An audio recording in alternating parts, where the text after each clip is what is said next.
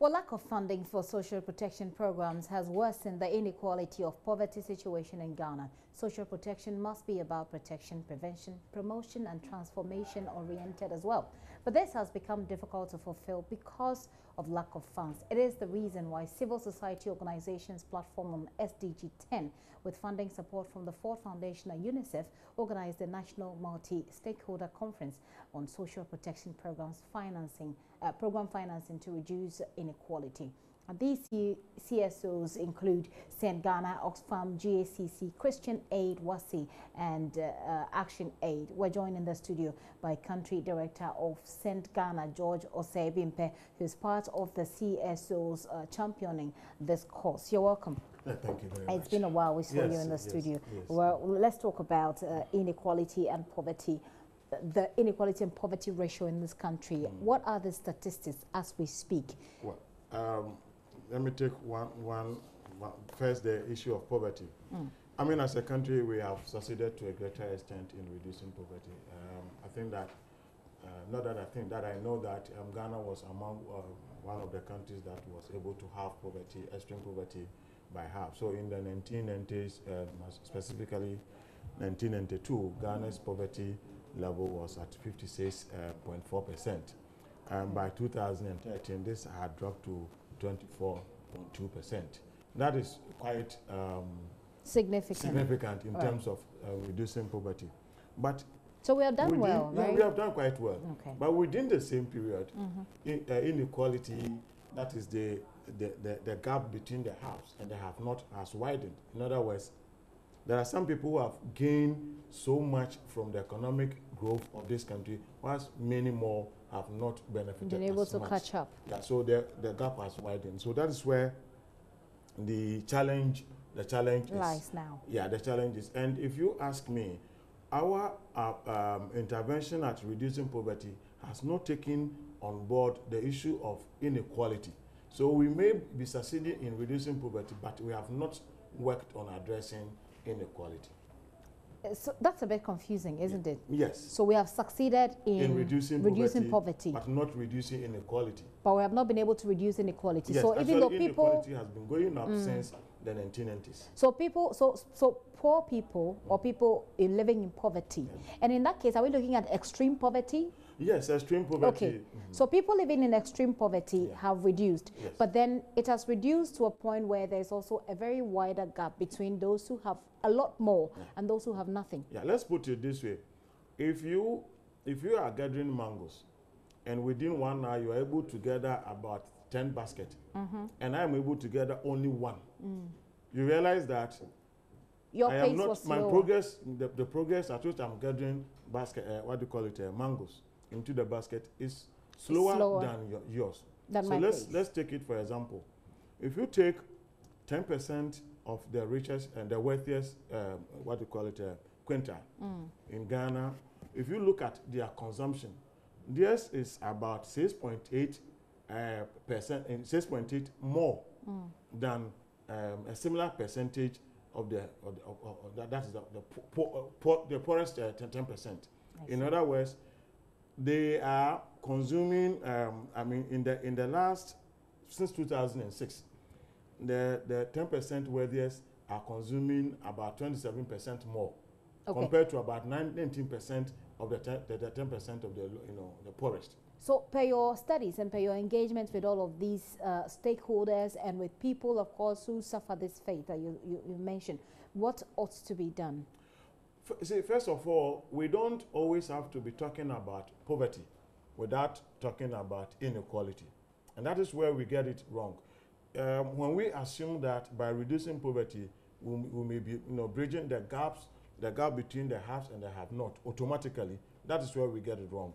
What ought to be done, first of all, is to look at the policies, the systemic and the structural issues that lead to increasing inequality. And one of the first things that we can talk about is to begin to reform the kind of tax regime that we have in this country.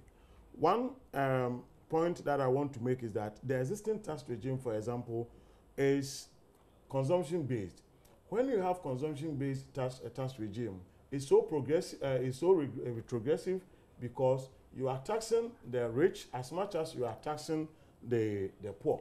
And so one of the ways to address that is to reform the tax regime, for example, so as to tax the house more and the have not less. The house won't be happy with you to they will not be happy, but for any progressive society, that is how you mobilize resources. So more taxes? Yes, not more taxes per se. It is the proportion that you tax the house and the proportion that you tax the house not. That puts money in the hands of the poor. That is the one way you, for example, you address income inequality. I see. The other way is to do a lot more social spending. A lot more social spending because, let's take, for example, LEAP. LEAP has proven to be very effective in terms of, capacitating the poor, economically. But at the moment, LEAP is targeting 1 in 8 poor households who are qualified to benefit from it. So it means that we need to find means and ways to resourcing the Ministry of Gender, Children and Social Protection so that they can upscale the intervention to reach all the 8 poor households who are qualified, to benefit from this. I see. So let's just say that the conference, are you done? No, please go ahead. Okay. So let's focus a bit more on the conference to finish this discussion. And the whole idea of that conference, of course, was to address this issue. Yes. And to address it by looking at how government can raise revenue to deal with it. What was the outcome? Well, the outcome was that, and I think this is one of the key interventions that civil society groups have come together to engage government. So the outcome, which is a good thing. At a strategic level, the outcome is a kind of understanding between us and government to see ourselves as partners in development and to forge ahead in terms of addressing a major development challenge. That is in itself is one. But we have also come out with quite a number of policy recommendations that are going to be considered by government within the short term as well as the medium term. And then in the long term, we are making proposals that will revolutionize the way we are mobilizing resources in this country. Let me just say that within the SDG financing arrangement, countries are being urged to mobilize domestic resources.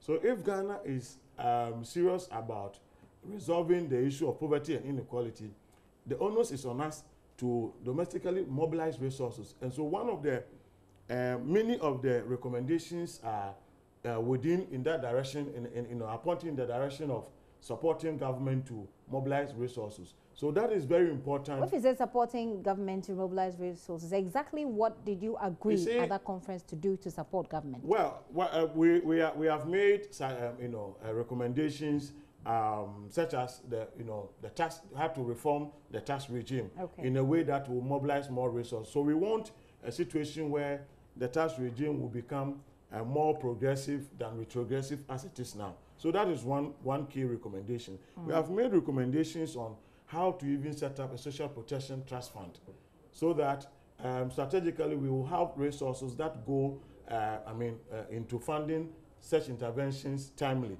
One of the key problems has been the fact that there are often disparities between what is allocated for social intervention programming and what is actually disbursed. So now we are saying that when we create such a fund, we can then be assured of resources that has to be transferred to the agencies that are implementing social intervention program. We have also said that if, for example, we can reform MASLOC in a way that people who are already benefiting from some interventions like LEAP would then support such people as a way of exiting them from the LEAP, but then economically empowering them to be able to engage themselves in economic ventures, and that is how you address income inequality. In actual fact, if you see in my hand, we have quite a number of issues that we have put on paper, and in the coming days, we are presenting this to the Ministry of Gender, Social Protection, Children and Social Protection for consideration into the 2018 budget, as well as to the Ministry of Finance. And that is how we seek to enter into the policy space to continue to influence policy. Exactly, to continuously engage on these issues. That will help us to deal with the poverty and the inequality. And more importantly, inequality. Great. It sounds good to me. Once you're going to engage the ministry, what will have to what we'll have to do is for us to follow up and see how it goes then at the ministry. Thank you very much, Mr. Bimpe, for coming to the studio. He is communications. Oh no, he's the country director. I beg your pardon, country director for Send Ghana. There, it's a very important issue as we look at. I mean, it may sound a bit distant from you right now if you listen to him talk about it, but we deal with poverty and inequality on daily basis, and so it's an important subject. Away from that, 50 staff of the Ghana Revenue Authority have been interdicted for allegedly aiding some private companies to evade duties and taxes. The interdicted officers are from the Customs Division of GRA in Tema. The sector commander of Tema, Felix Mate Kujo, in an exclusive interview with JoyNews, said the case is currently being investigated. Not all of them. Some of them are people who have worked at the Tema port before. Some of them have been transferred, and some of them still remain there. So we have about 40 or so of the officers who are still in Tema, and the remaining 10 are people who work in Tema but have been transferred out of Tema, because the investigations covers a time frame. So anybody who was in Tema at that time, I mean, okay. Who are these officers, and what exactly are the issues that have been leveled against them? Essentially, custom officers are to do due diligence in the course of their duty. At the compliance level, that's the first point of contact with customs. When an officer receives a customs declaration at the compliance level, there are some pivotal checks that he has to effect. For instance, you have to check whether the stowage is right. You have to check whether the value is appropriate. You also have to check whether the procedure code is in order, the custom value and all. So you have to go through scrutiny of the declaration into ensuring that the person has paid the duties that are collectible. So there are standards that have been established into ensuring that you do these checks diligently in order to garner the revenue for the state. Okay. So I think by standards, these people are falling short somehow. I think this is what has resulted into the situation in which we find ourselves. So these 50 officers that are currently being questioned, what are the stages? Have they been completely asked to go home? Are they assisting in investigation? What exactly is the state? Normally, our laws require that when such a thing comes to the fore, there's a need for the officer to be given a query. And they are given some time frame within which to answer the queries. After that, then they have to go on interdiction. At that time, they'll be receiving 2/3 of their salary. And this is the time that they have to have a committee of inquiry that will be established to listen into the matter, to find out whether they are really culpable. So as we speak, the committee of inquiry is being set up to investigate this matter to find out whether indeed the officers are culpable. Yes. But is this committee already in place? Yes, the committee is in place. So they are going to start work very soon.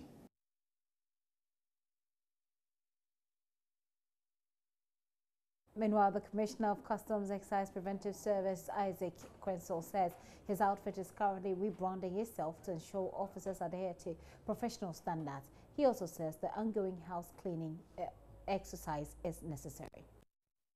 Work have now moved from more of the public service attitude to a professional institution.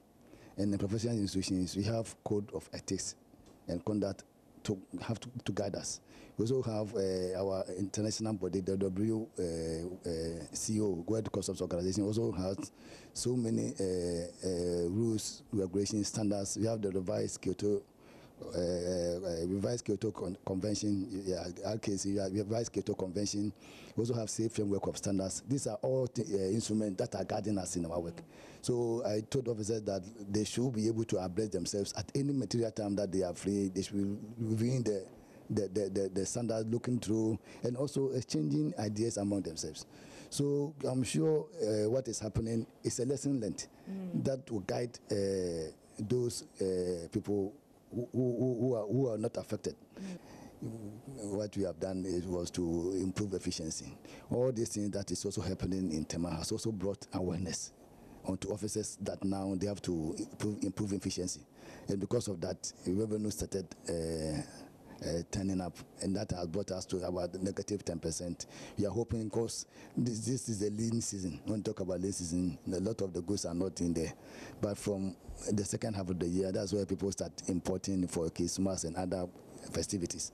So hoping that when we hit from the July going, we will see improvement. Hopefully we will see the target, I'm assure you. All right. Yes. But how much revenue have we been able to make so far? So far, as at now, we should have been collecting about 6.7. We have collected almost about 6.1. So we are about 600 million deficit.